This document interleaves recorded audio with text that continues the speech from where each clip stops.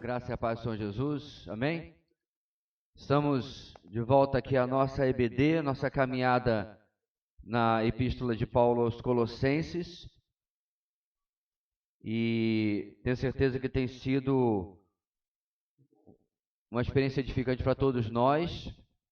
A gente todo ano passa por essa carta na nossa leitura anual, para aqueles abençoados, bem-aventurados que a fazem, né?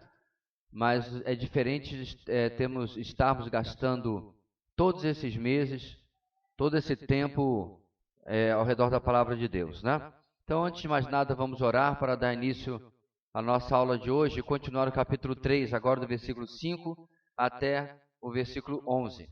Oremos. Pai querido, nós te agradecemos pela tua palavra e a liberdade que temos de estudá-la. Que, ó Deus, teu povo possa cada dia mais valorizar, Senhor, o acesso que temos à Tua revelação. O livro que é, ao mesmo tempo, o mais querido e o mais odiado no mundo, o mais divulgado e o mais atacado no mundo. E o Senhor tem, ao redor dos séculos, preservado a Tua palavra mais do que qualquer outra literatura da experiência da história humana. E isso já demonstra, Deus já aponta a sobrenaturalidade das Escrituras. Essa manhã, fala ao nosso coração, agora que estamos, ó Deus, nesta segunda metade de Colossenses, mais aplicativa, onde temos relacionado, Deus, a supremacia de Cristo e a suficiência da obra dele à realidade da nossa vida. É o que oramos em nome de Jesus. Amém.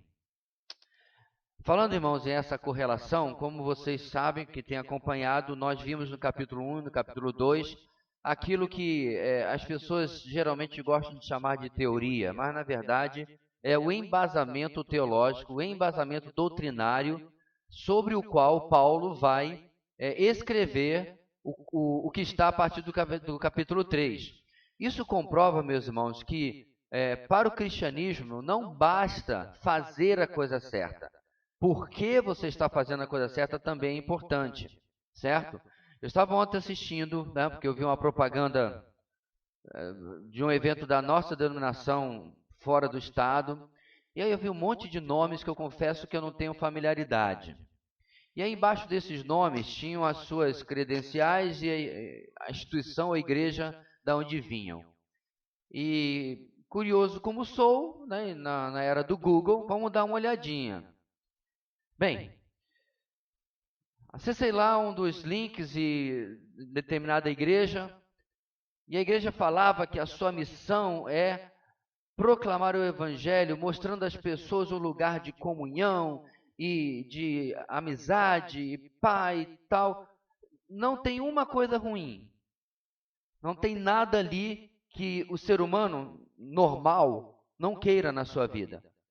Um bom ambiente para os seus filhos e tal. Só que, irmãos, você podia tirar o evangelho daquela apresentação de vídeo, ok? E ser a apresentação de um clube. E ser a apresentação até de um centro espírita. Não sei que os irmãos sabem, mas os que eram espíritas antes de se converter sabem. O espiritismo ele é uma filosofia de autodemanda ética. Claro que deve ter espírita picareta, como também tem crente picareta, mas em si eles exigem um comportamento ético porque está relacionado à doutrina de créditos e débitos, né? Que eles pretendem ter para poder crescer, evoluir espiritualmente. Enfim, mas o vídeo podia se caber a um monte de coisas. Mais adiante, em outra instituição que estava proclamada lá, eu cliquei na parte de mensagens daquela igreja. E a mensagem era... tinha umas 20 títulos assim. Lá pelo 19º, o título era Quem é Jesus? Os outros eram aqueles que você já conhece. Que focam a sua conquista, onde você vai chegar. Enfim, o problema, meus irmãos, é que quando nós olhamos para as Escrituras, se você não entender capítulo 1 e capítulo 2 de Colossenses, para usar o nosso exemplo aqui, o 3 e o 4 não faz sentido. Aliás, é um perigo muito grande para os pregadores de hoje, que não pregam expositivamente, tomarem versículos dessas partes como bons conselhos morais e éticos. Eles o são, mas não o são desassociado ao Evangelho.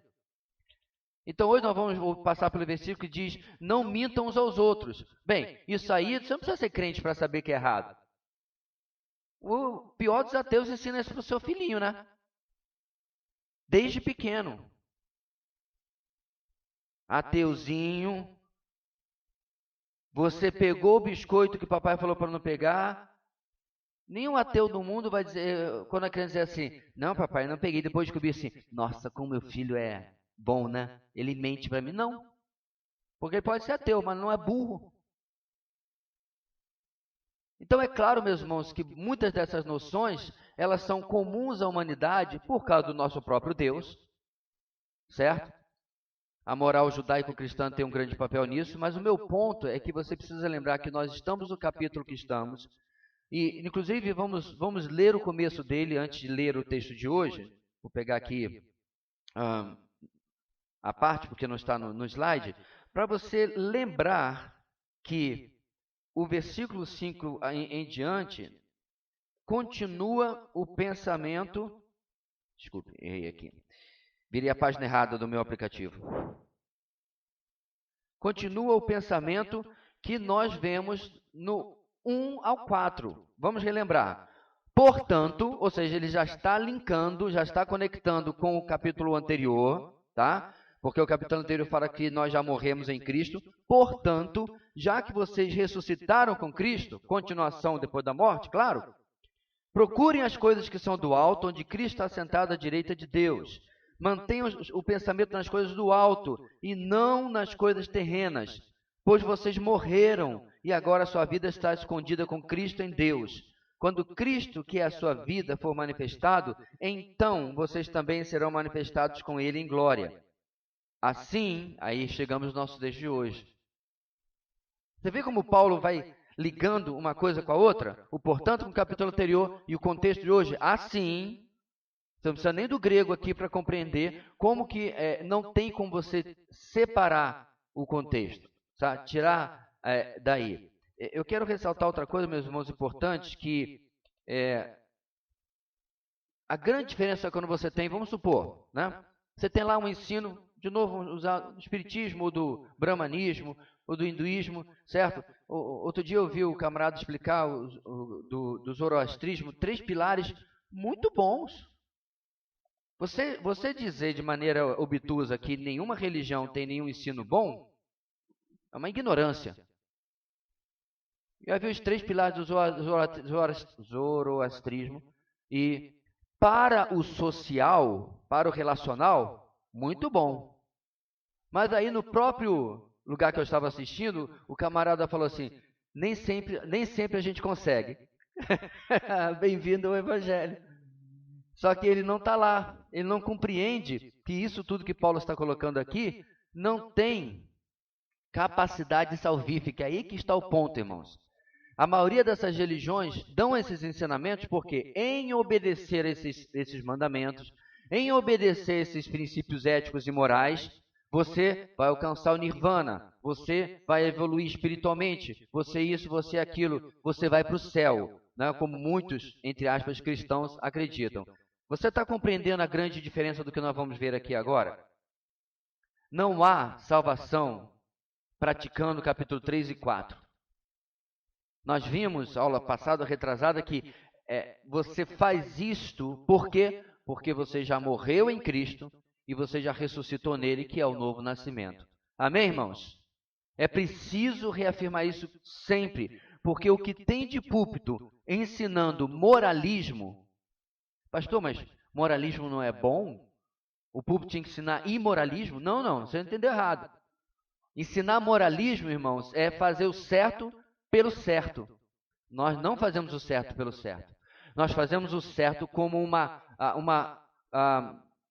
continuação, uma evidência do meu novo nascimento. E depende do novo nascimento. É isso que está por trás, meus irmãos, de João capítulo 15, que está abordado no no encosto da sua poltrona aí, da sua cadeira, sem mim vocês não podem fazer coisa alguma. Quando você leu esse versículo em algum momento, você ficou parando para pensar, mas peraí, eu fiz um bolo semana passada, eu fiz por conta própria. Como é que Jesus está dizendo que eu não consigo fazer coisa alguma? Eu troquei o pneu do carro e eu fiz sozinho. O que Jesus está se referindo aqui, meus irmãos? Frutos espirituais só existem ligados à videira. É aí que está. Se bem que tudo na nossa vida deveria ser espiritual, porque eu posso, inclusive, trocar um pneu de má vontade, irado, ou também dando glórias a Deus, né? Então, com certeza, qualquer atividade pode ser dentro disso daí. Indo para o nosso texto, pode projetar aí, por favor? E aí sim, irmãos, chegamos ao versículo 5. Já que eu tenho que olhar para as coisas do alto, onde Cristo está sentado, assim façam morrer tudo que pertence à natureza terrena de vocês. Pode projetar, porque tem mais outros aí. Vamos juntos, irmãos, para você acabar de acordar de manhã? Vamos lá? Assim, façam morrer tudo o que pertence à natureza terrena de vocês. Imoralidade sexual, impureza, paixão, desejos maus e a ganância, que é a idolatria. É por causa dessas coisas que vem a ira de Deus sobre os que vivem na desobediência, as quais vocês praticaram no passado, quando costumavam viver nelas. Mas agora abandonem todas essas coisas: ira, indignação, maldade, maledicência e linguagem indecente no falar. Não mintam uns aos outros, visto que vocês já se despiram do velho homem com suas práticas e se revestiram do novo, o qual está sendo renovado em conhecimento à imagem do seu Criador. Nessa nova vida, já não há diferença entre grego e judeu, circunciso e incircunciso, bárbaro e cita, escravo e livre, mas Cristo é tudo em todos, e está em todos. Desculpa. Então vamos começar, meus irmãos, a nossa caminhada aqui, e o título do nosso estudo de hoje é Mortificai o velho homem, ou se você quiser usar a expressão da NVI, façam morrer o velho homem, ou mortifiquem o velho homem. Essa é a única, essa expressão, meus irmãos, é encontrada unicamente no cristianismo. Não há outra fé, não há outra crença, não há outra religião, com uso bem estrito da palavra, que diga que o problema é você e você tem que se matar, digamos assim. A maioria das religiões buscam um aperfeiçoamento dentro de si e por si mesmo. Então, obviamente, você não é o problema. Porque se o aperfeiçoamento vem de dentro de você, as soluções estão dentro de você. Certo? E aí vamos ver os nossos objetivos, lado esquerdo aí da nossa primeira página, 57. Saber que o cristão dá evidências de uma conversão verdadeira quando mortifica a natureza terrena, pois em sua nova vida ele já morreu para o pecado. Sentir desejo de abandonar gradativamente as práticas do velho homem e de estar em Cristo, que nos habilita para a comunhão e nos é suficiente. Agir, deixando para trás práticas pecaminosas, tanto morais quanto sociais, demonstrando que a nova vida em Cristo deve caminhar em direção oposta a essas coisas. Então, meus irmãos, quando nós estamos falando sobre abandonar e assumir novas atitudes e posturas, pode parecer um mero exercício de autoaperfeiçoamento, lembrei da palavra, autoaperfeiçoamento, um exercício de crescimento unilateral, onde eu vou me esforçar, né, e vou tentar fazer, e eu tenho praticamente certeza que todos nós já tentamos em algum momento fazer alguma coisa assim. Eu me lembro na adolescência, irmãos, convivendo com muitos grupos, e obviamente a minha vida espiritual estava em formação, né? Eu achava que se eu orasse com muita vontade, as coisas aconteciam. Que eu tinha aqui, né? Era quase aquele filme dos controladores de mente, né? Era quase um X-Men. Eu entendia que eu tinha alguma coisa que eu tinha que sentir como se eu estivesse fisicamente sofrendo para a oração ter poder, para a oração funcionar, certo? Então essa oração tranquila, né? Bem, desculpa a má palavra, mas zen, né? Essa não tem poder. né? Eu ficava olhando, coitados, né, daqueles irmãos tradicionais da minha igreja, que oravam bem tranquilinho, né? Tinha um diácono lá bem velhinho, que ele ficava lá e ele orava, para levantar uns 30 segundos, né? Aí ele orava bem devagar, depois mais 30 segundos para sentar, eu falava assim, poxa, é incrível, mas a arrogância da imaturidade, né? Eu falo assim, não, tanto tempo de cristão ainda está nessas coisas antigas, né? Mas por quê? Porque a gente começa a achar que para produzir esses frutos tem que sair da gente, tem que sair de nós. É que a gente que vai resolver isso daí. Só que ao mesmo tempo, irmãos, eu não estou isento de responsabilidade. E é aí que está o termo façam morrer a sua natureza. É voluntariamente no poder do Espírito, e é aí que está a diferença das coisas a estarem combinando aí. Você se forçar. Paulo dizia que ele esmurrava o seu corpo. Olha a expressão forte, né? Ele forçava a sua carne à obediência. É mais ou menos, meus irmãos, como um alcoólatra que diante do uísque que lhe é oferecido, da cerveja, que não importa da cachaça que lhe é oferecido, ele se força a não estender a mão, tomar e dar o primeiro gole, porque diz aí que depois do primeiro gole é ladeira abaixo, aí tem que começar o processo de, de abstinência todo de novo, né? Então você se força àquilo, você se força a ter a atitude correta, a agir da maneira como a palavra coloca, sempre buscando a dependência do Senhor. E nesses nossos objetivos aqui, meus irmãos, eu gostei dessa palavra aí, ó, gradativamente, está no segundo ponto aí no sentir.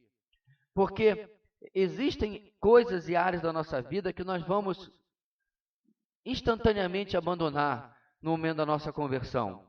Ok? A mudança das coisas mais básicas ela é muito rápida no começo, numa verdadeira conversão. Ok? Agora, eu tenho 41 anos de convertido. Seria maravilhoso eu chamar para dizer para vocês nesse meu jubileu, eu sei nem lá sei do que é, depois desse tempo todo, né? Daqui a pouco já faz jubileu de ouro de vida cristã, né? E dizer para vocês, já superei essas coisas aí e tal. Seria maravilhoso, mas não é verdade. Muitas das coisas que Paulo vai tocar aqui vão nos acompanhar, infelizmente, toda a nossa vida. Vão mudar as manifestações, vão mudar a forma como ela aparece, pode mudar até, espera-se em Deus, a intensidade com que você e eu somos submetidos a isso. Mas o segredo, meus irmãos, e preste muita atenção nisso, é que a gente tem que definitivamente parar de gastar tempo na nossa sala de troféu e gastar mais tempo no nosso depósito de tranqueira. Aliás, a palavra tranqueira até aparece na nossa lição, se eu não me engano. Eu li algumas coisas, mas não lembro se foi na lição que eu li tranqueira, mas acho que sim. Ele se refere exatamente a isso. Porque, assim, irmãos, eu fui no museu, obviamente, do Flamengo, fazer o que em outro museu lá no Rio de Janeiro. E lá tem a sala dos troféus, né? Mais ou menos como esse aqui, não estou brincando, certo? Morram de inveja. Estava lá, e lá está o camarada da manutenção, o tempo todo com o negócio, a mesma coisa que meu irmão usava para prato de bateria, né, para ficar sempre brilhando. Tem um negócio para latão, para cobre, né, para essas coisas e tal. Tá lá, né, e tal, porque tem que estar brilhando. Ele não vai limpar com esse limpador especial a sala da tranqueira. Na verdade, tinha uma porta lá, em outro lugar, né? Escrito depósito. Tinha algum visitante no depósito?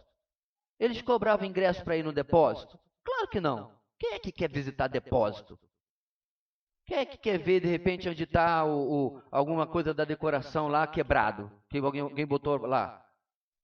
Algum dos irmãos chega assim, pastor, vou dar uma olhadinha lá no depósito. Por quê? Só para ver as coisas. Não. Você vai lá porque tem que pegar alguma coisa ou guardar alguma coisa. O nosso problema, irmãos, é similar com o fato de que a gente gasta muito tempo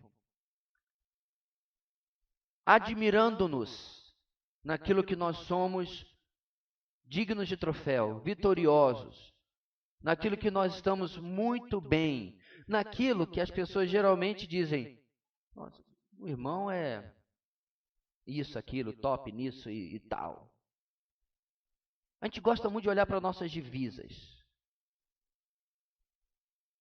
Mas o que não percebemos é que, geralmente no seu devocional, geralmente quando você está ouvindo a palavra, como agora, normalmente ela foca no seu depósito de tranqueira. Já parou para pensar? O texto da pastoral de hoje, no seu boletim, mais tarde, vai falar sobre isso. Como que a Bíblia relata muito mais as mazelas humanas do que as vitórias. E como muitos pregadores preferem pregar nessas menos em número de vitórias do que falar daquilo que é necessário para mudar a nossa vida. Porque se não tivesse sua utilidade, não encontraríamos tantas narrativas, né, de derrota, de lutas. Só teria Davi contra Golias, não teria menção de Davi e Batseba. Só teria Davi sendo injustiçado por Saul. Não teria a forma como Davi se comportou e depois teve que fugir de Absalão. E assim por diante. Ok? Então, meus irmãos, essa mortificação do velho homem é algo extremamente importante se nós vamos realmente passar para essa segunda parte, que é abrir mão dessas práticas do velho homem e substituir pelas novas. Isso vai nos acompanhar a vida inteira. Introdução. Existem pessoas com mania de guardar... Está aí o negócio da tranqueira que eu estava lembrando. Você lê isso, você lê um livro, você lê um comentário, não lembra de onde vem a fonte. Existem pessoas com mania de guardar coisas velhas por longos períodos. Elas pensam que em algum momento de sua vida aquela peça terá alguma serventia e vão entulhando a casa com tranqueira, que não sobra espaço para manter os ambientes organizados e arrumados. Essas pessoas acumulam por anos tantos objetos antigos que aquilo que é novo não encontra lugar. Com esse amontoado de coisas velhas, não existe circulação e o ambiente pode se tornar prejudicial. O apego da pessoa ao que é velho acaba por abalar sua rotina e relacionamentos. Frequentemente, abaixo da superfície desse comportamento existe um problema que deve ser observado e tratado. Eu não sei se você sabe do que ele está falando especificamente, mas nesses canais fechados aí, tem uns reality shows que, inclusive o nome era, acho que em português, acumuladores. Você viu isso aí? É uma palavra, o título desse programa em inglês é uma palavra ruim de pronunciar. Confesso que até hoje eu não aprendi a pronúncia dela corretamente. Mas quando você assiste alguns episódios, você pensa assim, isso aí é combinado, isso não é possível. Não tem como. Como é que o ser humano chega a um nível de insanidade assim? Porque tinha uma casa que literalmente tinha um caminho até o fogão, um caminho até a geladeira, um caminho até o banheiro, um caminho até a cama e até a TV. Todo o resto era coleção de revistas, coleção disso, acúmulo sei lá do quê. Enfim, cada episódio era uma coisa diferente. E detalhe, a pessoa tinha dificuldade de se apegar a isso. Nós estamos aqui com essa pilha de revistas de 1973. Não, mas eu posso vir a precisar. Para quê? Vai fazer papel machê? Vai fazer o quê? Não, a pessoa se apega àquilo. E é nessa ilustração que o nosso autor aqui está colocando, que esse acúmulo de coisas inúteis, velhas, do velho homem, na nossa vida espiritual, achei até uma ilustração bem esperta, bem inteligente, bem perspicaz. Esse acúmulo vai atrapalhando o nosso crescimento, a limpeza da nossa vida, porque nós retemos coisas que já deviam ser jogadas fora, inclusive para com o Senhor. Você conhece aquela velha ilustração, né? O camarada chega diante de Deus, Senhor, queria lhe pedir perdão por tal coisa. Aí o Senhor responde, mas eu não tenho nenhum registro disso aqui. Não tem, eu já falei com o Senhor umas 30 vezes sobre isso. Pronto. O Senhor já perdoou e, como ele escreve lá no profeta, lançou no mar do esquecimento. Então, se fosse possível Deus esquecer, essa seria a conversa que você e eu teríamos com ele em ficar visitando coisas que eu já confessei e estou carregando o peso desnecessariamente. A nossa introdução continua e na segunda parte ela vai dizer, assim também acontece na vida cristã. Quando existe apego ao que é velho, a natureza antiga, provavelmente faz-se necessário uma investigação sobre possíveis problemas espirituais que necessitam tratamento. Leia de novo o que está escrito aqui, irmãos. Quando existe apego ao que é velho, provavelmente faz-se necessário uma investigação sobre possíveis problemas espirituais que necessitam de tratamento. Pronto, você leu em uma frase o que basicamente é o começo do aconselhamento bíblico.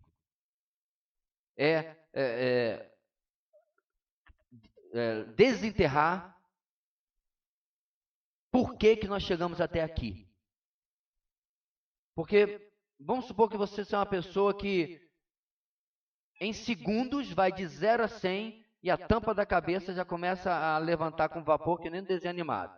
0 a 100 segundos, ou 10 segundos, você já perde a cabeça.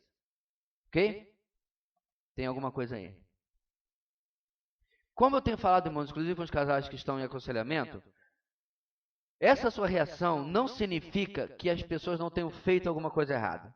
Ok? Então vamos supor que lá na sala do inferno, também conhecida como Detran, você foi mal atendido e o camarada, na hora de lhe atender, levanta, que nem aquela topeira da Zootopia, e vai devagarinho pegar um café.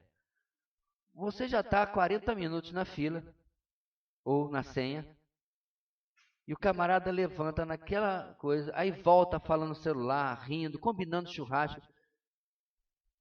Você já está se vendo como protagonista daquele filme O Dia de Fúria. O cara pega o automático e sai dilacerando, porque você não está aguentando mais. Irmãos, veja bem. Você vai ser cercado, e eu também, nós vamos ser às vezes os provocadores de comportamentos pecaminosos. A pergunta-chave aqui é: por que eu não consigo lidar com este comportamento pecaminoso de uma maneira espiritual? Ok? Porque se eu continuar usando, olha, a mulher que tu me deste e a serpente, sei lá o quê, eu vou sempre perder a perspectiva de que o real problema está em mim. Muito tempo atrás, eu aconselhei uma senhora, e o problema era de uma aparentada, vamos chamar assim, que a colocava realmente louca. Se aproveitava das situações, não sei o que e tal, folgada, e às vezes, inclusive, deixava filho com ela para ir para a balada, umas coisas assim, fora e tal, eu ouvi. No final do final, quando ela perguntou, e aí, o que o senhor acha? Eu falei, olha, hoje nós vamos começar, mas eu vou lhe dar algumas tarefas e depois, na próxima oportunidade, a gente conversa de novo. Então, deixa eu lhe dizer o que você tem que fazer. Ela já ia pegar celular para anotar. Eu falei, não se preocupe. É bem rápido, não precisa nem, você vai decorar. Então, diga, pastor, você precisa amá-la. Você tinha que ver a cara dela. É claro que eu não deixei aí, né, meus irmãos? A pessoa não era crente, ou pelo menos estava começando a visitar a nossa igreja na época. E aí eu expliquei para ela como você consegue amar uma pessoa que só lhe faz mal. Então, adiantava alguma coisa eu ficar fazendo trança no cabelo dela e falando mal da pessoa que não está presente? Onde, aliás, a gente não ajuda ninguém nisso daí. Só coloca gasolina na fogueira, na fofoca.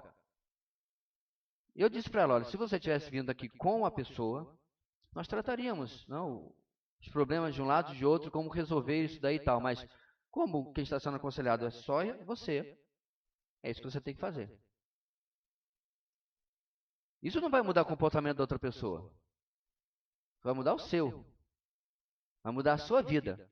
Porque essa é a proposta do Evangelho. É mudarmos para que, não importa o que esteja acontecendo ao nosso redor, a gente consiga vencer e descobrir o que necessita de tratamento. Então, eu vou repetir, irmãos, e continuar lendo nossa introdução. Quando existe apego ao que é velho, provavelmente faz necessário uma investigação sobre possíveis problemas espirituais que necessitam de tratamento. Se o cristão ocupa grande espaço da sua vida com práticas relacionadas ao velho homem, evidentemente não sobra lugar vazio para o novo homem, ou este acaba se perdendo no meio da vida dessa pessoa. E assim como os acumuladores pagam um alto preço em seus relacionamentos, o cristão acumulador também será onerado em sua vida pessoal e social dentro da igreja. E eu, na verdade, eu diria dentro da igreja, dentro da família, dentro de onde quer que seja. O seu acúmulo de práticas, seu acúmulo de experiências do velho homem vão influenciar e atrapalhar todas as áreas da sua vida. Isso vai se manifestar de alguma maneira, irmãos, até no ambiente de trabalho. A grande diferença do ambiente de trabalho, meus irmãos, é que você está debaixo de uma força de contrato e de recompensa, certo? Então, a maioria das pessoas com um pouco de sanidade, é que às vezes o pessoal diz assim, poxa, ele é tão legal no trabalho, em casa ele tem um monte de problemas. Mas é fácil compreender isso. Muito fácil. Porque se ele manifestasse tudo que ele manifesta em casa, no trabalho, às vezes ele é demitido em uma semana. E ele sabe disso. Então ele departamentaliza. E a verdade, irmãos, é que aquele sorriso, aquele bom dia no trabalho é completamente protocolar e profissional. É para me manter na folha de pagamento. Mas ainda assim, eu sou um melhor profissional se a minha vida espiritual estiver melhor. Entende? Mesmo que você consiga funcionar direitinho no mundo, na carne, e ser um ótimo profissional, você vai ser um profissional melhor. Porque, irmãos, eu já falei várias vezes, não há nada na nossa vida que não seja espiritual, que não tenha a influência e a presença de Deus. Então você pode escolher, ou você vai ser um pedreiro no poder de Deus, ou só na sua habilidade física. Ou você vai ser um advogado no poder de Deus, ou só no seu conhecimento legal. E assim por diante. Todas as atividades humanas, irmãos, depois de certo treinamento, a pessoa consegue fazer, inclusive ser pastor, inclusive dirigir um grupo de vida, inclusive fazer qualquer coisa no ministério. A grande pergunta é, vai valer a pena? Vai prestar? Vai ter alguma excelência? Eu vou dizer uma coisa para vocês, meus irmãos. Eu não teria como testificar da mesma maneira sobre uma profissão, apesar que eu já tive nela secularmente, professor, assessor de informática, e, enfim, basicamente, né? Jardineiro, mas eu não cobrei, né? Só cortei a grama. Mas a diferença de você tratar com o texto da palavra de Deus, preparar uma mensagem, um estudo, o que quer que seja, um devocional, um discipulado,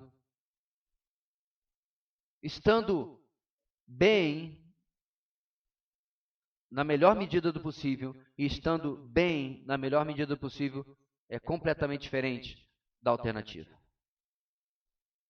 Então eu imagino, com bastante convicção, que a mesma verdade se aplica ao seu emprego secular. Deixa eu explicar. Tem algumas vezes, irmãos, que eu estou preparando qualquer tipo de material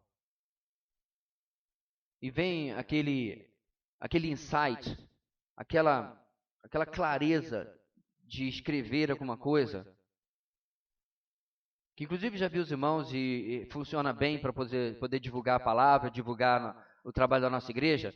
Alguém tira foto, né, e coloca aquela frase, coloca o meu nome no final, beleza, a gente divulga no Instagram e tal. Mas em retrospectiva, alguns desses momentos é quase uma experiência ex-corpórea. O que eu quero dizer, meus irmãos, eu estou tentando aqui explicar uma coisa que é muito pessoal e se você já experimentou, você sabe disso também. É mais ou menos, guardadas as devidas proporções, quando Jesus vira para Pedro e Pedro dá aquela acertada, né? Incrível, tu és o Cristo, Filho de Deus vivo. O que ele fala? Não foi carne nem sangue que te revelou isso, mas meu Pai que está nos céus. Não, mas eu não estou falando de nova revelação, certo? O termo teológico correto é iluminação. Quando nós buscamos a Deus para tratar a sua palavra, para conhecer a sua palavra, Ele nos ajuda de maneira tremenda a compreender o texto bíblico, a enxergar no texto bíblico e vir com esses insights que eu mencionei, que normalmente não conseguiríamos apenas na transpiração. Faz sentido o que eu estou dizendo, irmãos? Então, está lá a foto do camarada, a frase e tal, mas pode acreditar. Não foi no suor. Veio através do processo de trabalho, o texto do suor e tudo mais, mas vem de uma maneira totalmente de mérito do Senhor. E aí está agora a minha ponte. Por que isso não pode acontecer no teu trabalho? Quem é o melhor engenheiro do universo? A resposta é mais simples que você sabe. Quem é o maior engenheiro do universo, irmãos? Deus, com certeza. Quem é o maior médico do universo? Deus. Quem é o maior design de interiores do universo? Deus. Qual é o maior estilista do universo? Inclusive não faria aquelas coisas horrendas que aparecem no São Paulo Fashion Week, etc. Qual é o maior estilista? Deus. Ele é o melhor de tudo. Será que ele não tem alguns insights para dar na minha profissão, no meu trabalho? Será que ele não tem, meus irmãos, algumas clarezas de entendimento do que está acontecendo para que você possa enxergar alguma coisa? Ontem eu estava assistindo um programa médico. Eu olhei para o Iron e lembrei. O camarada ia fazer um transplante de um coração que tinha... Não era um sarcoma, não. Era outro tipo de... Era o benigno. Xiscoma. É isso, Iron? Xiscoma. É um tumor benigno. Tinha que primeiro tirar o tumor benigno do coração, depois transplantá-lo para a recipiente, porque era só isso que tinha por causa do sangue raro dela. Beleza. Ele parou, ele é judeu. Aí ele, gente, chegou a me arrepiar. Ele parou a cena, né? Com o coração lá, o peito aberto da mulher, e começou. Elohim. Eu já sabia que ele ia orar. Deus. E começou a fazer uma oração em hebraico. E aí, obviamente, no mundo do politicamente correto, todos os outros médicos e enfermeiros baixaram a quietina dele. Aqui não pode, isso não contamina, né? Ficar paradinho e tal. Falaram nada. Vai fazer o quê? O cara é o cirurgião cardíaco-chefe do hospital. E decidiu dar uma paradinha de 15 segundos para orar com a mulher lá na máquina de ECMO e tudo. Beleza. Mas eu achei aquilo tremendo, irmãos. Ele é o melhor, no programa inclusive, cirurgião cardiotorácico da cidade, se não do estado. Sabe lá quando? É assim que ele é vendido no programa. Ele para dizer, Senhor, abençoa minhas mãos. Me ajude aqui. Será que nós departamentalizamos, irmãos, e achamos assim, não, hoje eu vou dirigir alguma coisa lá na congregação. Senhor, me ajuda para que quando eu for dar aquele aviso, seja no poder do Espírito. Tá. Aí acabou. Aí eu volto para a minha vida civil, entre aspas. Aí o que eu faço? Coloco Deus de volta na prateleira. Senhor, obrigado. Não sou mais de ti, não. Até domingo que vem. Ou até quarta-feira, quando eu estiver fazendo uma coisa.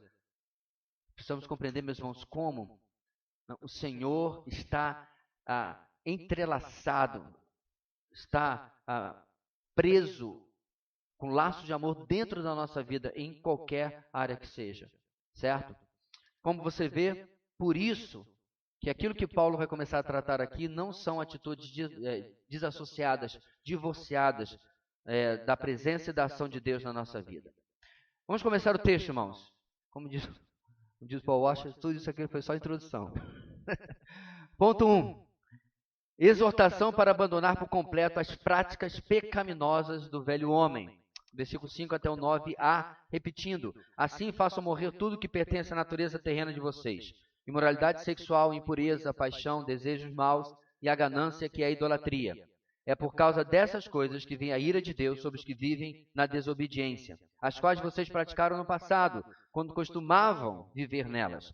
Mas agora, abandonem todas estas coisas, ira, indignação, maldade, maledicência e linguagem indecente no falar. Não mintam uns aos outros. A expressão mortificar, que é da Revista Atualizada, ou façam morrer, da NVI, utilizada por Paulo, deve ser o efeito das verdades colocadas pelo apóstolo nos versos anteriores. Sem incentivo nenhum à autoflagelação, claro, né? Ninguém está falando para se bater. Devemos considerar a nós mesmos mortos para o mundo. Vamos lá, irmãos, Romanos 6, versículo 11. Da mesma forma, considerem-se mortos para o pecado, mas vivos para Deus em Cristo Jesus. Obviamente, o ensino de Paulo, a teologia paulina, não vai se contradizer nem com toda a Bíblia, é claro, mas está apenas em concordância com cada uma das cartas que ele escreve a cada igreja. Devemos andar mortos para as coisas erradas da nossa velha natureza. Se ela de fato morreu em Cristo, não podemos viver de acordo com a vontade da nossa carne. Sendo que a ordem de Paulo é: façam morrer tudo que pertence à natureza terrena de vocês. O cristão dá evidências de uma conversão verdadeira quando mortifica a natureza terrena. Vamos falar um pouquinho, irmãos, sobre essa ocorrência dessas velhas práticas antes e depois da nossa conversão. Isso é importante. Primeiro, quando elas ocorrem, irmãos, no homem natural, o que é o homem natural, irmãos? O homem sem Cristo. Ok? Isso é Coríntios capítulo 3. O homem natural é o homem sem Cristo. Após a conversão, nós somos homens espirituais. Ok? Então, o homem natural, ele, redundantemente falando, naturalmente é levado a essas coisas. Ele prefere essas coisas. Ele deseja essas coisas. Como eu já falei em uma EBD, não sei quando, é claro que você não vê cada ser humano sem Cristo lá fora agindo de maneira extremada, ok? Você não vê, senão o mundo realmente seria um tremendo de um caos. Você vê pessoas que não são convertidas que detestam mentira, por exemplo. Você vê pessoas que não são convertidas que são ótimas esposas, ótimos maridos, bons filhos, ok? Você tem pessoas, inclusive na história da humanidade, que viram realmente o bem da humanidade, o bem do seu país, ou quem quer que seja. Esse não é o ponto. O ponto é que essas pessoas são assim por influências, meus irmãos, sociais. Ok? Então vamos lá. Se o cara é tendente à criminalidade, por que ele não age completamente de forma desvairada e assalta o tempo todo, tudo que puder e carrega tudo que vê? Porque ele tem medo da punição, da lei e da ordem. Há limites sociais que impedem que ele possa agir na totalidade do que ele quer. É claro que à medida que ele vai se tornando mais confiante, ou psicopata, né, ou até um sociopata, ele vai agir sem se importar mais com o que pode lhe impedir ou coisa assim. Tá, não vamos num lugar apenas tão extremo. Por que às vezes você vê uma criança bem educada e tudo mais e os pais são ateus? Porque chamar dizendo assim, olha, nós vamos sair, nós vamos ao supermercado, se você ficar pedindo as coisas, eu vou levar no banheiro e nós vamos conversar. Conversar. A criança, ela cresce dentro de limites sociais. O mais ateu dos sociólogos, ou psicólogos, ou filósofos vão dizer, crianças precisam de limite. Não como está se pensando modernamente, não, vou ter uma conversa com a criança. Ela vai sair de lá pedindo brócolis, com certeza, dessa conversa. Porque dependendo da índole, meus irmãos, e quem tem filhos aqui sabe, há crianças que são extremamente concordantes com aquilo que a gente orienta. E há outros, irmãos, que por natureza são extremamente desafiadores. Estava comprando pão essa semana e estava lá uma mãe com um filho, na espera da minha ceia, que não era muito bom, 5, 6 minutos. Ela falou 4 vezes para ele voltar e ficar perto do carro. Menino, 5, 6 anos de idade. Eu já estava para tirar o cinto, que eu não estava aguentando mais aquela cena. Se ela tivesse usado um pouquinho mais da psicologia da minha época, né? A psicologia que não solta tira, não tem cheiro, e voa que é uma maravilha quando a mãe lança assim. Minha mãe podia ir para esporte olímpico, né? Lançamento de Havaiana. O Brasil ia ser campeão, medalha de ouro. Mas fica naquela conversinha e tal. A menina ficava lá. Ele é inquieto. Não, irmãos, ele não é imperativo. Os antigos tinham um diagnóstico melhor. Fogo no rabo. Bicho carpinteiro. Levado. Há crianças que são assim. Eu fui privilegiado, porque quando chegou o nosso primeiro, eu sentava no consultório, com a mochilinha dele nas costas, a chupeta maior que a cara, assim, e falava assim, ó, eu vou ao banheiro, não levante daqui. Claro, estou dentro do consultório, né? O atendente está ali, o menino vai sair correndo para a rua. Eu voltava, ele estava sentado bem ali. Índole, e também aquele olho arregalado assim, fique aqui. Se não... O meu ponto, meus irmãos, é que... E quando isso aí não funciona? Porque depois da conversão, você vai encontrar pessoas que foram trabalhadas pela vida. A gente se converte, meus irmãos, e já é naturalmente muito avançado. Mas o pecado está lá. A imoralidade e a falta de ética estão lá em algum lugar. Nós temos acompanhado um novo convertido, né, amor? Que exteriormente você diz assim, rapaz, boa pessoa. Mas quando você conversa com ele em relação ao que você está vendo da palavra, qualquer coisa assim, ele constantemente mostra como ele está sendo confrontado pela palavra. Eu fico vendo assim, mas onde é que está isso? Ele sabe, porque ele se conhece melhor do que eu posso conhecê-lo por fora. E eu não sei você, meus irmãos, mas se eu pudesse somar, fazer um relatório de todos os meus aborrecimentos no final do dia, 90 e tantos % deles estão relacionados ao meu pecado. Sim, a minha esposa me tirou do sério. Sim, os meus filhos me tiraram do sério. Sim, o trânsito me tirou do sério. Sim, o sol me tirou do sério.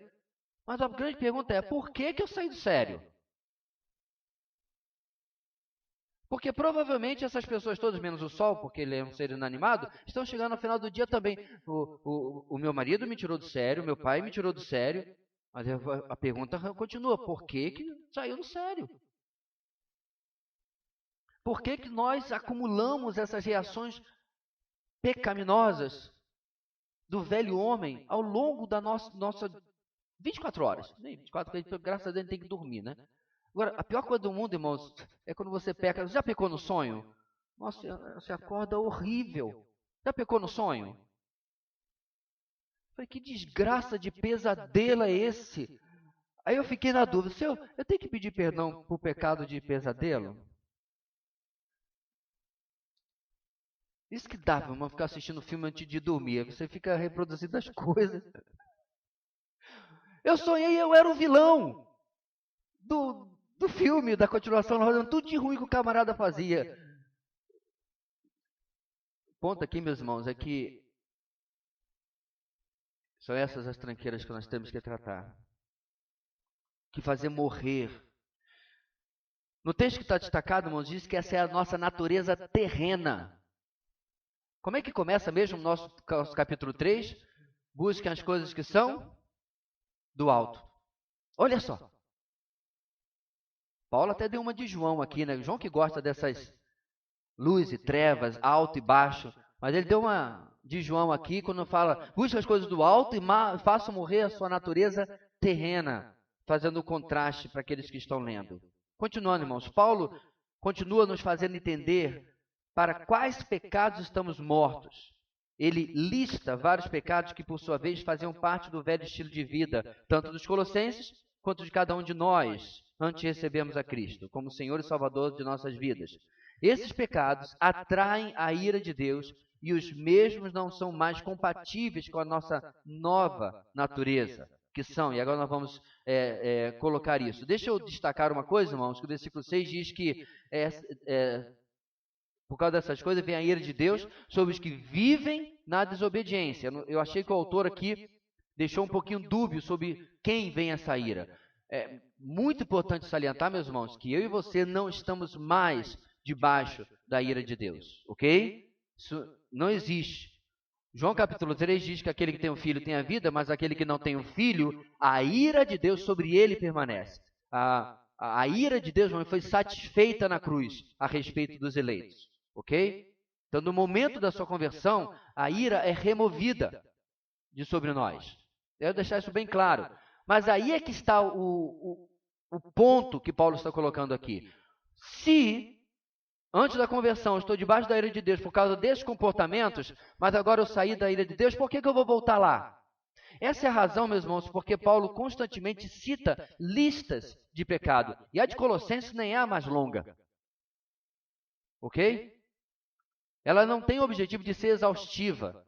Tem um monte de pecados que não estão aqui. São exemplos dizendo assim, se você já saiu daquela velha vida para a nova, por que você vai lá visitar? É a velha história, irmãos, do escravo alforriado, que passa algum tempo e volta assim, ei, eu estou rasgando a minha carta de alforria, eu quero voltar a ser escravo. Ou se você quiser ainda colocar, a carta de alforria, ela é irrasgável. Não sei se a palavra existe, mas ela não tem como rasgar. A nossa não tem. Mas aí você vai procurar o camarada que foi libertado, ele está lá de novo dormindo na senzala e está no campo colhendo algodão. Aí você pergunta, mas você está fazendo o que aqui? Não, ser livre é muito ruim. Eu quero voltar a ser escravo. Ninguém em sua consciência já fez isso, eu acredito. Ou faria. Mas nós fazemos, irmãos, espiritualmente, quando voltamos às nossas velhas práticas. E vamos ver algumas delas aqui como parte do nosso tempo hoje. Pecados morais. Ele está dividindo aqui em duas categorias. E a primeira são os pecados morais. Para o apóstolo Paulo, a prostituição, a impureza e a lascívia estão ligados aos pecados de cunho sexual. Entendemos que toda sorte de relação sexual antes e fora do casamento, de acordo com os padrões bíblicos, é incluído aqui. Irmãos, eu não preciso dizer para vocês o quanto Satanás tem sido bem sucedido ao longo dos milênios com uma arma chamada sexo. Funcionou em Canaã, funciona até o dia de hoje. Quando nós pregamos em Oséias aqui, eu expliquei naquela ocasião e em outras também, por que o povo caía tanto em idolatria, certo? Não era apenas porque falharam em ensinar o povo a respeito do Deus de Israel. Isso é uma das razões. Realmente falharam em cumprir o que ouvimos e aprendemos, o que nos contaram nossos pais, não esconderemos dos nossos filhos, contaremos à próxima geração os louváveis feitos do Senhor e as maravilhas que fez. E aí o texto continua, então eles não serão como seus pais, povo de dura cerviz. Cantavam o trem e não fizeram. Então, realmente, isso aí está no top das razões. Mas veja bem, também não era porque o homem é um ser adorador. Você só tem que decidir quem você vai adorar.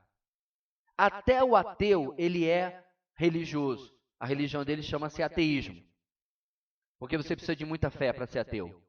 E não é a fé bíblica, certo? Você acreditar que o nada veio do nada e formou nada, o qual a ciência nega, e você ainda diz que é um ateu científico, você precisa de muita fé. Mas como eles se recusam a se dobrar à alternativa, só tem uma, meus irmãos.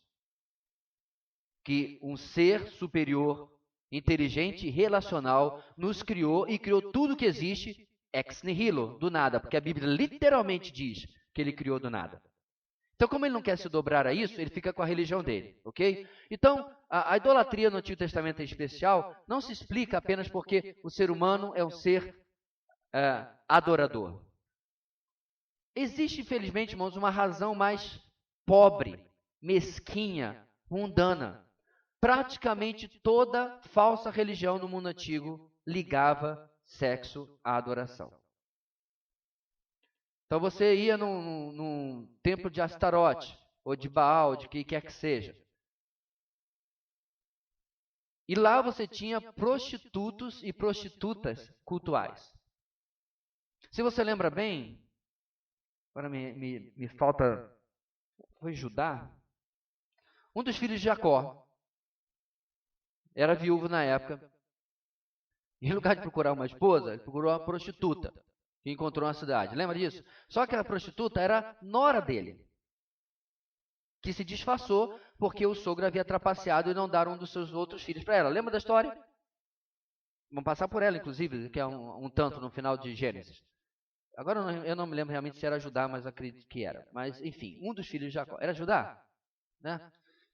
Ajudem aí alguém com o seu HD, porque o meu está cheio. Então, o que acontece ali, irmãos? Quando ele vai depois procurar por ela, porque ele dá para ela um pendor, né? Porque ele não tinha como pagar na hora, dá um pendor. Quando ele vai resgatar o pendor e pagar, ele pergunta o quê? Onde está a prostituta cultual que costumava ficar aqui? Aí o pessoal responde, não, aqui não tem nenhuma prostituta cultual. Era comum. Era em todo lugar.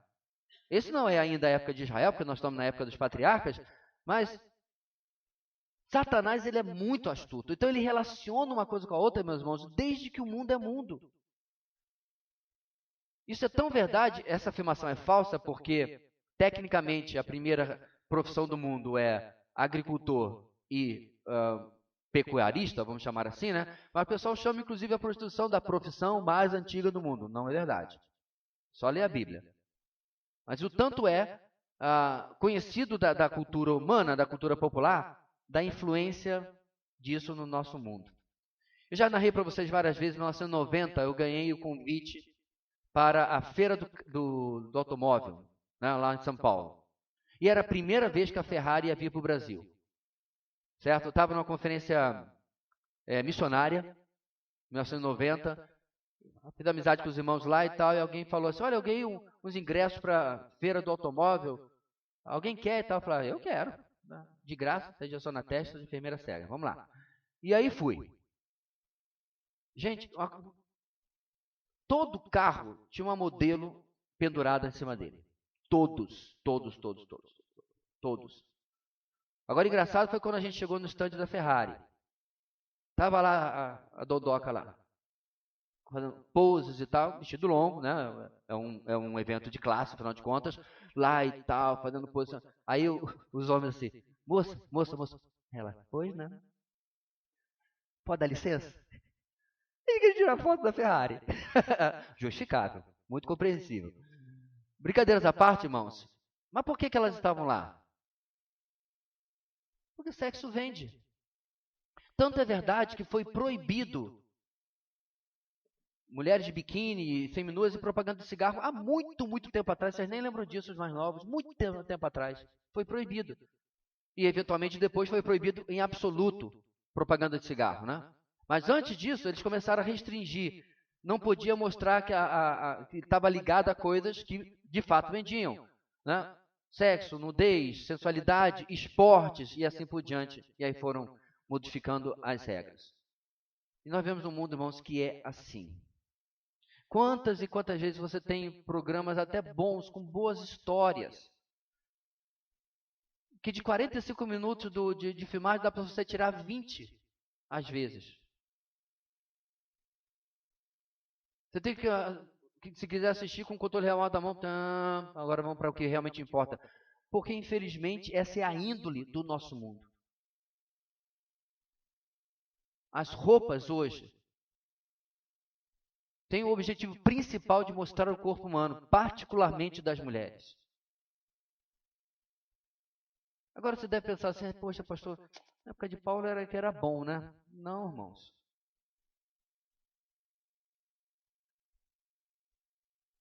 A coisa era feia. Não caia nessa ilusão de que o mundo está pior, mas ele não era bom. Os livros históricos mostram que desde os gregos e os romanos e outros povos tinham eventos extremamente sujos. Ponto aqui, meus irmãos, é que Paulo está tratando de algo que estava entranhado na cultura dos colossenses. Está entranhado na nossa cultura também. E se você for verificar, praticamente todas as culturas há uma exploração disso. Alguns vão colocar uma aparência de profunda ou grande pureza, como por exemplo o islamismo mais xiita, né, mais radical, que literalmente cobre a mulher da cabeça até o dedo do pé, né, deixando apenas os olhos de fora. Mas isso, irmãos, é o exterior, é a aparência. Quando você vai verificar o submundo e o que acontece realmente na cultura, a coisa não é assim. Bem, meu ponto em tudo isso é que o que Paulo está colocando aqui não é algo que é para os outros. Está, infelizmente, o tempo todo ao nosso redor. Ele começa na letra A com prostituição. É uma referência que Paulo faz à imoralidade sexual em geral, incluindo desde as relações extraconjugais até os casamentos contraídos com grau ilícito de parentesco. E a gente poderia colocar muito mais coisas aqui, inclusive também fornicação, que é o sexo entre duas pessoas que não são casadas. A prostituição, irmãos, o termo, na verdade, é sexo fora do padrão de Deus, fora do padrão que deveria ser, sexo ilícito. Porque se você olhar, meus irmãos, só existe uma manifestação bíblica do relacionamento sexual. Qualquer coisa fora daquilo é fora da vontade de Deus. Existe uma frase popularizada por aí que Deus já inventou o sexo seguro e chamou isso de casamento. Eu sei que é uma frase um pouco simplista, mas não está completamente longe da verdade. E o grande problema, meus irmãos, é que a sociedade, e eu e você não estamos fora disso, somos tão massificados com alternativas ao padrão bíblico, e somos tão massificados com uma posição quase impossível de se abrir do relacionamento sexual dentro da experiência humana, que nós temos que mudar a nossa forma de pensar, mudar a nossa forma de encarar aquilo e olhar para a palavra e ver o que Deus fala sobre isso. Agora, olha que interessante, meus irmãos. Vocês já repararam que sexo, como tantas outras coisas que foram criadas por Deus, foram apenas deturpadas por Satanás e pelo mundo? Eu já mencionei, inclusive, que se comer não fosse bom, Deus tinha feito tudo com gosto de papelão. Picanha tinha gosto de papelão. Queijo tinha gosto de papelão. Tudo igual. Você comia por necessidade para não morrer, mas não. Aí a gente faz o quê? Em lugar de comer para viver, vive para comer. Pegamos uma coisa que Deus deu que é boa e transformamos em uma coisa ruim. Vamos para o assunto no tópico aqui. Isto é tão bom e feito por Deus que tem um livro na Bíblia, irmãos, que praticamente só fala sobre isso. Não, pastor, é sobre Deus e Israel. Vai nessa. Cantar de Salomão, irmãos, é sobre o relacionamento amoroso de Salomão e a Sulamita. Não é sobre outra coisa.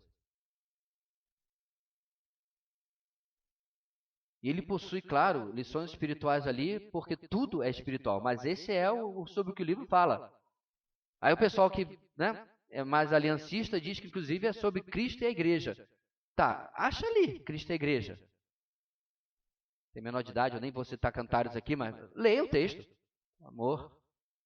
O ponto aqui, meus irmãos, é que se fosse algo ruim, não estaria na palavra de Deus. Mas aí é que é o ponto. O homem, a humanidade, toma novamente algo que Deus fez e transforma em algo sujo, em algo ruim, em algo depravado. E é isso que o texto, o ponto A está tratando para a gente aqui. Letra B. A impureza. É um pecado relacionado diretamente com a luxúria ou a vida libertina. O termo acatárcia, usado aqui, descreve a sujeira e a putrefação de um ferimento infectado. Então, moralmente, trata-se da perversão sexual. A letra A e a letra B, meus irmãos, eles, de certa forma, eles se sobrepõem, eles se juntam, né? Mas eu creio que aqui ele está se referindo a mais uma conduta e uma disposição mental para com aquilo que não presta. Agora eu quero deixar claro, meus irmãos, que com certeza, em um momento ou da nossa vida, de uma maneira ou de outra, nós já lutamos não só com isso, como com o resto da lista que nós vamos falar. O que Paulo está tratando aqui, obviamente, também é qualquer luta sazonal, qualquer luta circunstancial que você e eu possamos ter, mas está falando sobre o estilo de vida que a sociedade de Colossos e a sociedade do Império Romano da época tinha e que a igreja precisava se distanciar. Porque é óbvio, meus irmãos, que pecados que se ligam a isso que nós já vimos só até agora, acontecem na igreja, nós já tratamos aqui em nossa igreja. Tratamos pecado, com a devida disciplina, tratamento, acompanhamento e a restauração, para a glória de Deus. Agora, o que acontece lá é que eles precisavam compreender que o que era normal, o que era norma na sociedade de então, não poderia ser mais visto dessa maneira, agora que eles estavam em nova vida e em Cristo. Porque é muito provável, meus irmãos, que isso não estava entre aqueles pecados que se converteu e eles, de uma hora para outra, abandonavam. Eles precisavam ser ensinados a uma nova vida e como isso se distinguia, como isso mudava. Eu lembrei agora, irmãos, de um vídeo que nós assistimos aqui na igreja uma certa vez, na Papua Nova Guiné, aquela tribo que foi alcançada.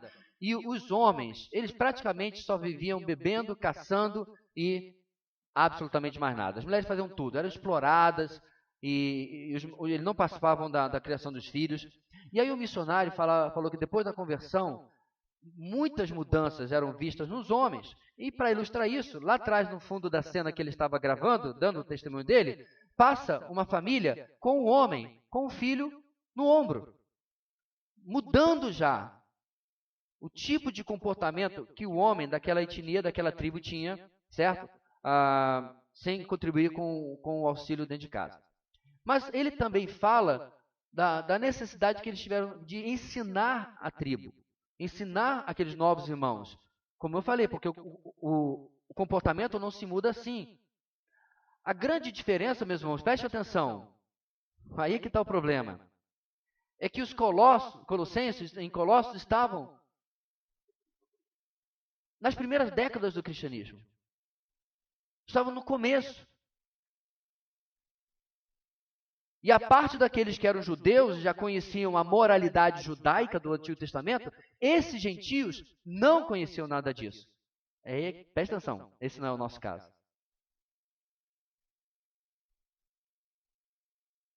Este não é o nosso caso. Nós estamos em 2000 anos praticamente de moralidade judaico-cristã. Eu não estou trazendo... Irmãos, eu vim trazer uma novidade para vocês aqui. Prostituição é pecado. Não. Nós sabemos disso, irmãos. O grande problema é que nós temos que aprender a sermos sérios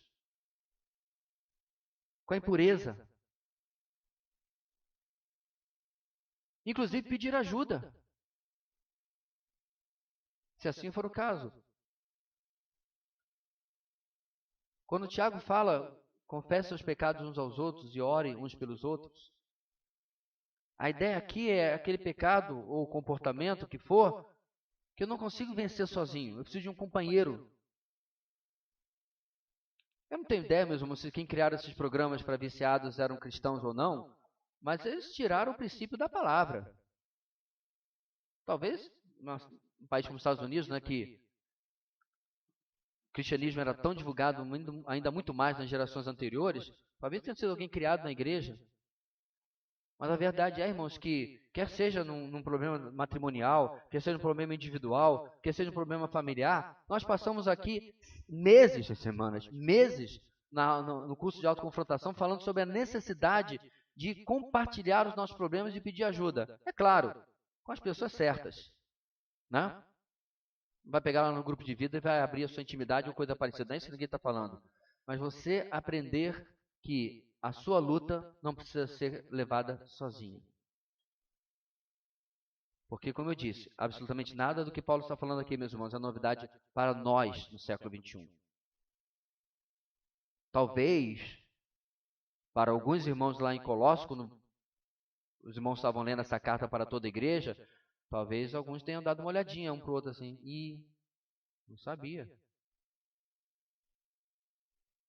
Não sabia que isso influenciava a minha vida, as minhas escolhas que eu tinha tomado até agora.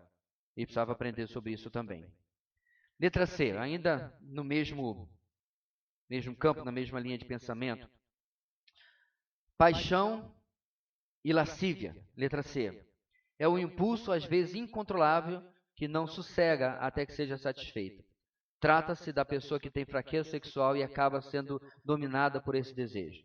Talvez tenha sido esse pecado que fez o rei Davi adulterar com Batseba, 2 Timóteo 11, 3 a 5, e que fez com que Amnon violentasse sua irmã Tamar, Samuel 13, 11 a 15. Tanto o apóstolo Paulo quanto Jesus condenam não somente a prática pecaminosa, mas também a impureza do coração. Antes de purificar nossos atos, devemos purificar nossa mente e coração. Irmãos, para fechar, cada uma dessas letras, A, B e C, elas acabam se interpolando, se misturando uma com a outra, por assim dizer. Para terminar, meus irmãos, é a mente que alimenta o tipo de pensamento lascivo, de pensamento libertino, que depois, em muitos casos, vai acabar configurando em uma prática pecaminosa. Quando você ouve falar de alguém que caiu num pecado moral, você pode ter absoluta certeza que aquilo não começou na véspera. Você pode ter absoluta certeza que aquilo não começou com um camarada 100% num dia, bem com Deus, andando com o Senhor, disciplinas espirituais em dia, o demônio até mudava de calçada com medo do camarada, tá tudo maravilhoso. No dia seguinte você soube que ele saiu, ou ela saiu de um motel na companhia de outra pessoa. Isso simplesmente não existe. Porque se existe em 40 anos de vida cristã, eu nunca ouvi falar de algo assim. Muito pelo contrário. Quando você vai, infelizmente, ouvir a confissão ou a pessoa abrindo sobre como chegou até ali, ele vai narrar uma série de cercas de proteção que ele foi removendo, e foi removendo, e foi removendo, até que, infelizmente, chegou mais perto do abismo do que ele deveria estar. Uma frase que eu vi no WhatsApp do João, o irmão que está conosco agora aqui, e eu conheço essa frase há longo tempo, é onde ela, eu não lembro exatamente como está lá no seu, mas ela é mais ou menos assim, que nós devemos confessar as nossas tentações, acho que lá está fraquezas, né? Mas dá no mesmo. Devemos confessar nossas tentações para não precisar confessar os nossos pecados. Essa frase eu ouvi há 15 anos atrás, mais ou menos, e eu concordo plenamente. Então, meus irmãos, se você está lutando com algo nessa área, que quer que seja, converse com alguém. Namorados, noivos, não use o seu relacionamento para blindar o seu pecado.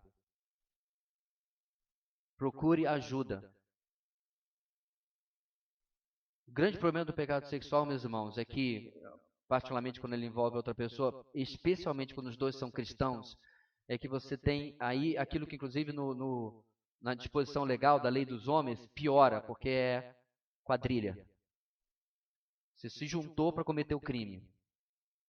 Você está em conluio com outra pessoa para pecar contra Deus. É pior do que se estivesse pecando sozinho. Porque houve um nível de convencimento. Porque para pensar. Essa semana passada, retrasada, eu estava tentando convencer biblicamente um marido a não abandonar a sua família. E eu tentava tirar da minha mente, pedindo ao Senhor todo arsenal de argumentação para mostrar a ele que sabe que está errado. Quão grave é o pecado que ele estava sendo cometido. E isso era exaustivo. Ok? Agora, quão mais exaustivo é você usar todo o recurso da carne para convencer outra pessoa a pecar junto com você? Especialmente se for um irmão ou uma irmã em Cristo. Por isso que o pecado se agrava e você e eu precisamos aprender a procurar ajuda, a conversar com o irmão mais velho na fé, conversar com seus pais e realmente parar de tentar domar animal selvagem.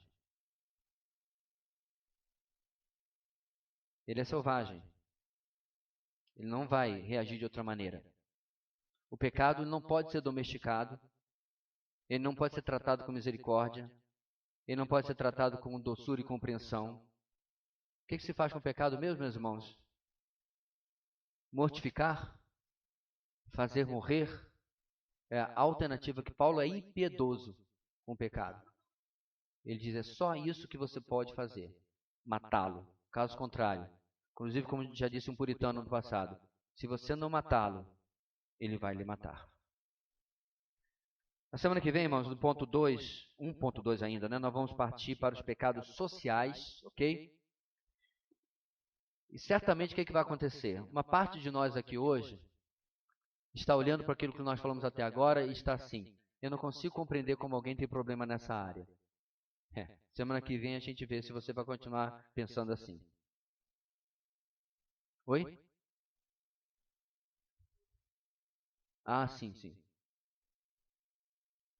Ele está mencionando aquela fábula do sapo e do escorpião. Né? Conhece, não? Em que o sapo precisa cruzar o rio e pede ajuda aliás, o escorpião oferece uma carona para cruzar o... desculpa, ao contrário. O escorpião precisa cruzar o rio e pede a carona ao sapo, que obviamente sabe nadar, né? E o sapo diz, não, você é um escorpião. O escorpião diz, mas como é que eu vou lhe picar? Se eu lhe picar, nós dois morremos. Então tá bom, sobe no sapo, quando está no meio do rio, ele pica. Aí o sapo, por que você fez isso? Dramatização é por minha conta. E aí o escorpião disse, não posso evitar, está na minha natureza. Então, se porventura você hoje passou por essa primeira parte, 1.1, do jeito que eu falei, né? Um tanto quanto no pedestal, por assim dizer, parece até aquele meme do cara bem snob olhando para os outros embaixo assim.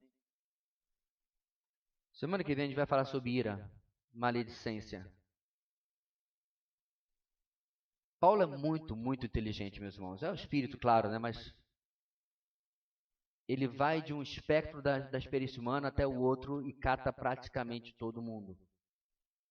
Porque se você não se encontrar em algum lugar aqui de Colossenses capítulo 3, joga sobre mim o teu manto